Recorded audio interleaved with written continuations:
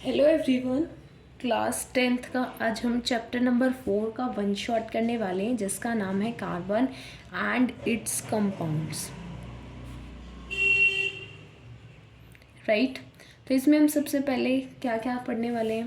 पहले हम देखेंगे कार्बन की प्रॉपर्टीज़ के बारे में और कार्बन की नेचर के बारे में जानेंगे कि कार्बन का कैसा नेचर है, किस टाइप के बॉन्ड्स बनाना प्रेफर करता है, ये सारी चीज़ें। फिर उसके बाद हम देखेंगे जो हमारे ऑर्गेनिक कंपाउंड्स हैं उनकी नेमिंग कैसे की जाती है। आईयूपैक ने कैसे मतलब हमें बताया गया कौन सा फंक्शनल ग्रुप है तो हमें क्या सफिक्स लिखना है, प्रीफिक्स लिखना है, ये सब चीज़ें देखेंगे। फिर हम देखेंगे केमिकल प्रॉपर्टीज़ कार्बन की कौन कौन सी हैं, कैसे रिएक्शन होती हैं। फिर हम देखेंगे इथेनॉल और इथेनॉइक एसिड, ये हमारे में दो ऑर्गेनिक कंपाउंड्स हैं जिनकी फॉर्मेशन और प्रॉपर्टीज़ दोनों को स्टडी करेंगे।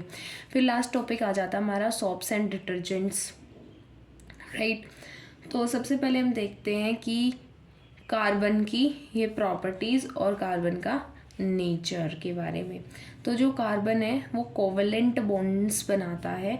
हम आयनिक कंपाउंड्स के बारे में प्रीवियस चैप्टर में स्टडी कर चुके हैं जिसमें कि NaCl की फॉर्मेशन देखी थी कि Na अपना एक इलेक्ट्रॉन लूज़ कर देता है प्लस जो क्लोरीन है उसी को क्या कर लेता है, ऐड ऑन कर लेता है और जिससे इनका कंपाउंड बन जाता है NaCl। ठीक है, ये हम ऑलरेडी देख चुके हैं। फिर आज कोवेलेंट बॉन्डिंग में क्या होता है, इलेक्ट्रॉन्स ना ही तो लूज़ कर, क्योंकि जो कार्बन है कार्बन के आउटर मोस्ट शेल में 4 इलेक्ट्रॉन्स होते हैं और ये क्या है ना तो ये इजीली 4 इलेक्ट्रॉन्स को डोनेट कर सकता और ना ही इजीली ये 4 इलेक्ट्रॉन को एक्सेप्ट कर सकता, क्योंकि हमें तो टोटल आउटर मोस्ट शेल में 8 इलेक्ट्रॉन्स की रिक्वायरमेंट होती है। इसलिए ये क्या करता है, जो इसके पास कार्बन के पास अपने आउटर मोस्ट शेल में 4 इलेक्ट्रॉन्स होते हैं तो उनको शेयर करके क्या बनाता है, बॉन्ड्स बनाता है। जैसे कि हाइड्रोजन के पास होता है 1 इलेक्ट्रॉन, वो ये जो इलेक्ट्रॉन है ये दोनों आपस में शेयर कर लेते हैं तो एक के पास क्या आ जाते हैं, 2 आ जाते हैं। जैसे ये भी अपने में क्या करेगा, इनको काउंट कर लेगा तो इसके पास टोटल कितने हो जाएंगे, 8 हो जाएंगे। और ये अपने में ये 2 कर लेंगे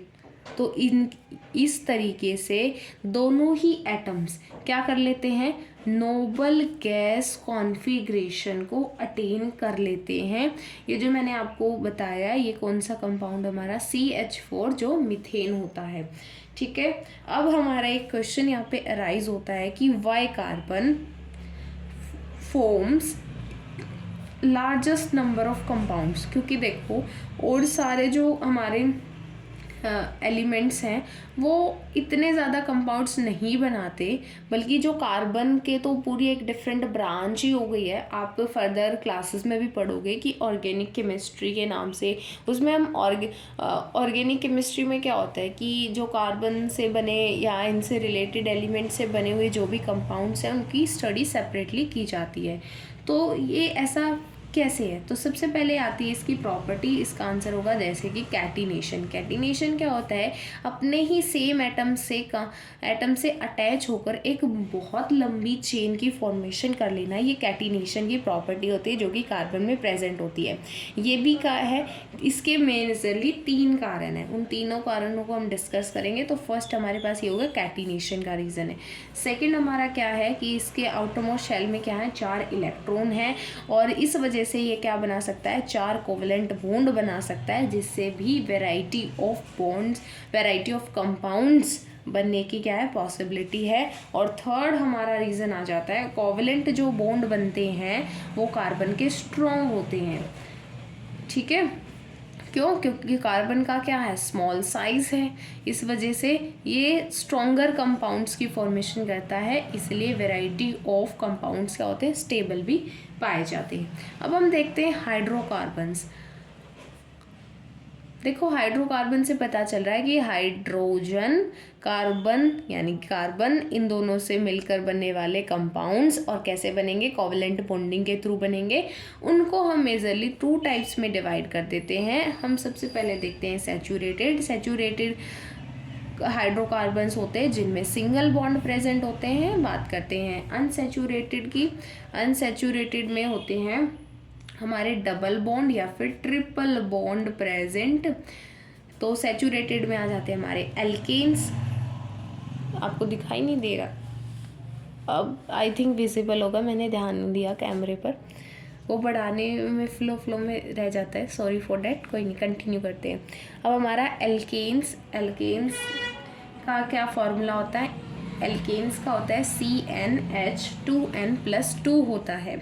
फिर हम इसमें जैसे कि एग्जाम्पल लेते हैं मीथेन का। जैसे आपको रूट वर्ड्स याद होंगे, मीथ यानी कि 1 कार्बन, इथ 2 के लिए यूज़ किया जाता है, प्रॉप 3 के लिए, ब्यूट 4 के लिए, एंड सो ऑन।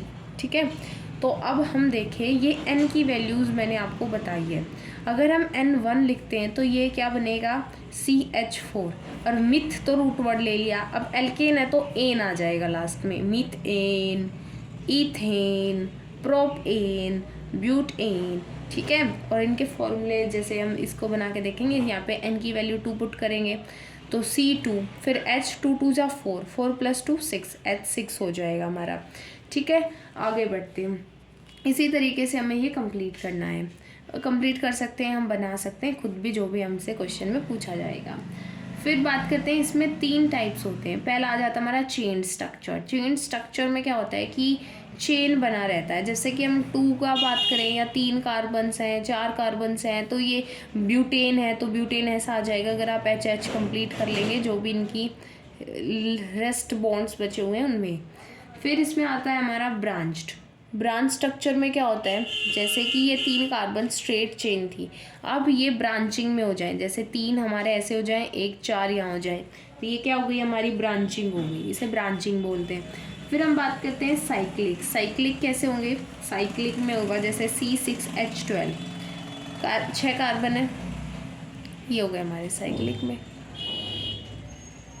ठीक है, इस तरीके से, और फिर हाइड्रोजन कंप्लीट कर देंगे, 2 2 आ जाएंगे सब पे, ऐसे।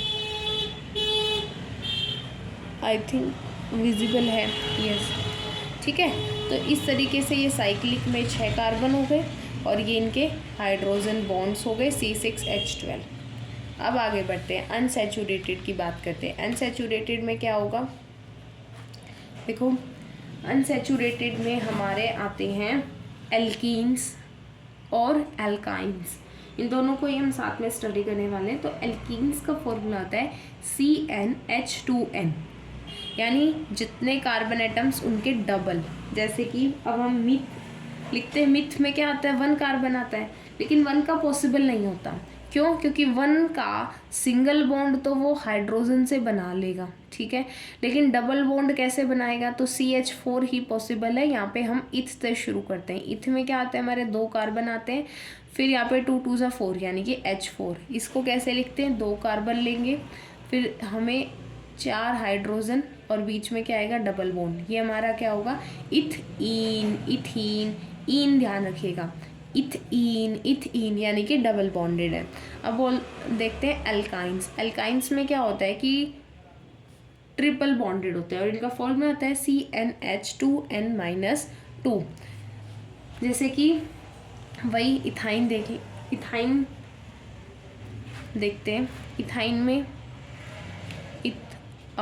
इथ लिया यानी कि 2 कार्बन, 2 2 जा 4, 4 - 2 यानी कि H2। इथ आइन यानी कि ट्रिपल बॉन्ड, जैसे ट्रिपल बॉन्ड बनाया, और यहाँ पे H, एक H यहाँ, एक H यहाँ, ये हमारा इथाइन का स्ट्रक्चर। ऐसे ही आप सब के लिए बना सकते हो, इथाइन है, प्रोपाइन है, बिटाइन है, एंड सो ऑन। अब देखते हैं, ये हमारा 1 हो गया, ये 2। अब तीसरा आता है हमारे पास साइक्लिक स्ट्रक्चर में, जो कि है हमारा बेंजीन।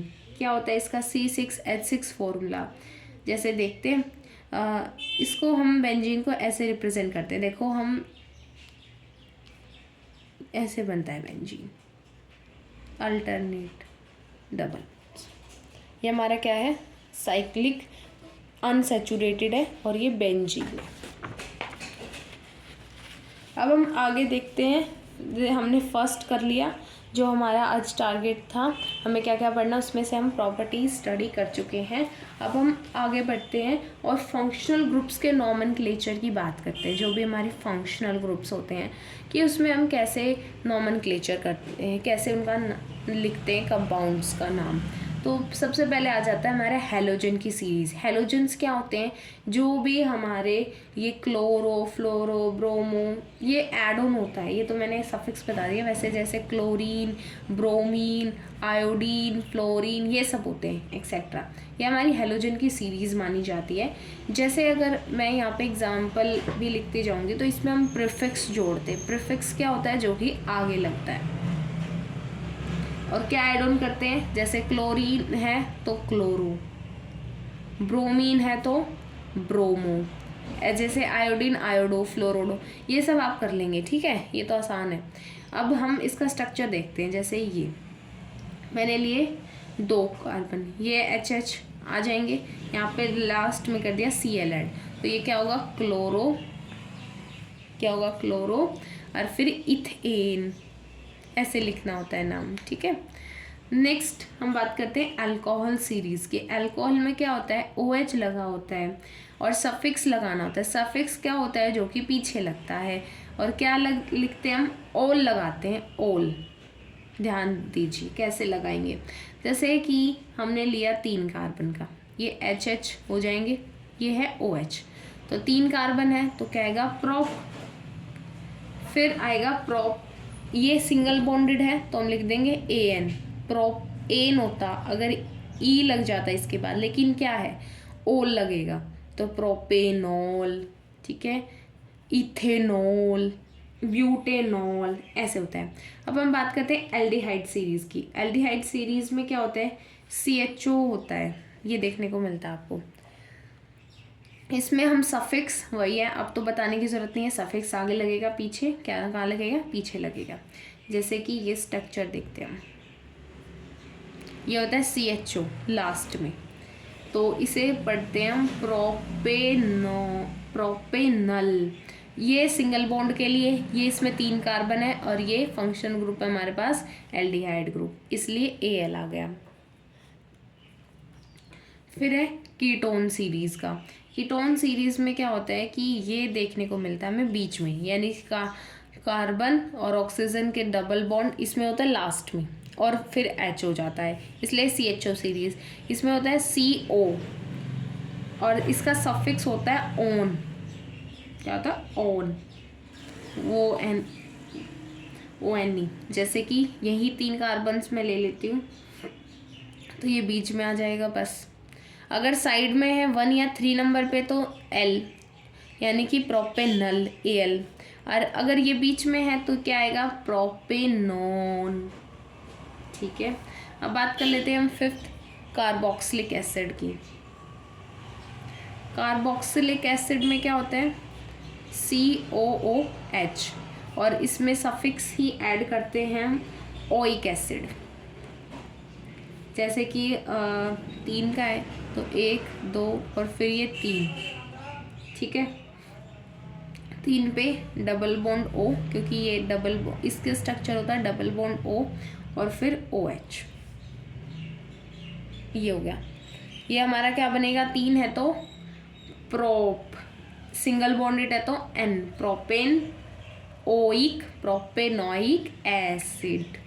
ठीक है, अब हम आगे बढ़ते हैं। 6th में क्या आएगा हमारा फंक्शनल। हम अब एल्कीन्स का देख ले, वैसे तो आपको एल्कीन्स और एल्काइंस का आ गया है, लेकिन फिर से रिवाइज करा देते हैं। एल्कीन्स में क्या लगता है, सफिक्स ईन लगता है, जैसे कि इथीन, इथीन। ठीक है, और ट्रिपल बॉन्ड में क्या लगेगा, इथाइन, YNE। ठीक है, ये हमारा क्या है, एल्काइन। ये हमने अब इसका फंक्शनल ग्रुप्स की नॉमेनक्लेचर भी देख ली। अब हम देखेंगे chemical properties of carbon compounds. तो उसमें केमिकल प्रॉपर्टीज़ में क्या है, different types of chemical reactions को स्टडी करेंगे, क्योंकि हम चैप्टर 1 से यही कर रहे हैं, है ना, यही हमने देखा है। तो फर्स्ट रिएक्शंस के बारे में स्टडी करेंगे इसमें। तो पहली आ जाती है हमारी कंबशन रिएक्शन। कंबशन रिएक्शन ध्यान रखने वाली बात है, मैं आपको ये ज़रूर बताऊंगी कि ये किस में होती है, कौन किसके टाइप ऑफ हाइड्रोकार्बन्स में होते हैं, सैचुरेटेड और अनसैचुरेटेड। जो कंबशन है ये सैचुरेटेड में होती है, प्लस अनसैचुरेटेड हाइड्रोकार्बन्स में भी होती है। मैंने शॉर्ट फॉर्म में लिख दिया S for saturated, NS unsaturated hydrocarbons, दोनों में होती है। इसमें क्या होता है कि जैसे कंबशन रिएक्शन होती है, जैसे CH4 हमारा क्या है, ये मीथेन, प्लस उसमें हम ऑक्सीजन ऐड ऑन कर देते हैं,